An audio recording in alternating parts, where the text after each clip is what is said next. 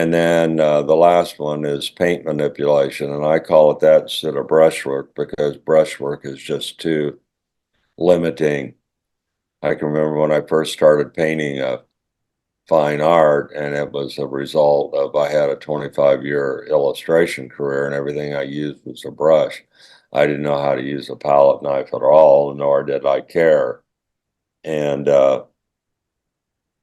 but paint manipulation and mark making in that is hugely important because of the other term that's not in the seven foundational truths, and that's variety and unity. If you have too much unity in any discipline, that becomes boring. If you have too much variety in any of those disciplines, that becomes chaotic.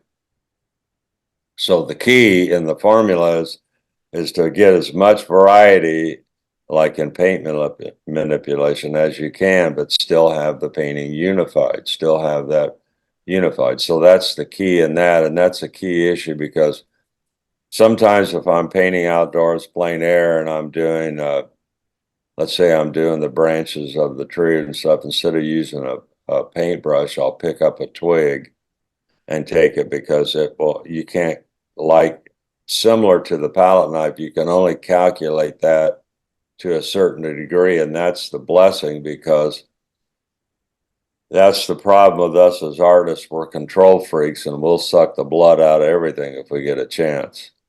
So I take that twig and dip it in the paint and scratch it up this way, and then maybe load it up again and scratch it over that way.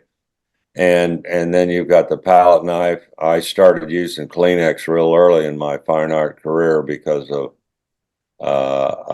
a painting that I did that I was so excited to do, and it was absolutely horrible.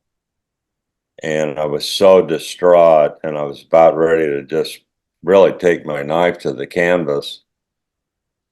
And I was so angry, and I took my big 1-inch brush and I just took it and I went, I wasn't looking. I just did that. I didn't even want to look at the paint. It was so horrible. It was so contrived and controlled. It didn't have any of the quality that I was wanting to have. And I didn't even look at the painting, and I just went back and stood back, and then I came back to, I don't know what I was going to do, but I sat down. Oh, I was going to take it off and just tear up I was going to just, it was on stretcher bars, and I was just going to bust through the whole thing. And so I reached over and I looked up and to pick it up, and I looked at it and I went, oh my gosh, that looks great. It was because the spirit of not looking and trying to make marks and messing it all up. I only had to come back with a couple of marks and reconnect a couple of things, and the painting was excellent. And that's what really launched my fine art career. And Satan was right there at the beginning going, you can't call that art. You can't call that art. You're going to make your whole career of messing up paintings. And that's what my career has been. Learning, Whistler says, I build the form and I destroy it. I build it and I destroy it. I build it and I destroy it. The more you take your painting through that, actually, the more beautiful and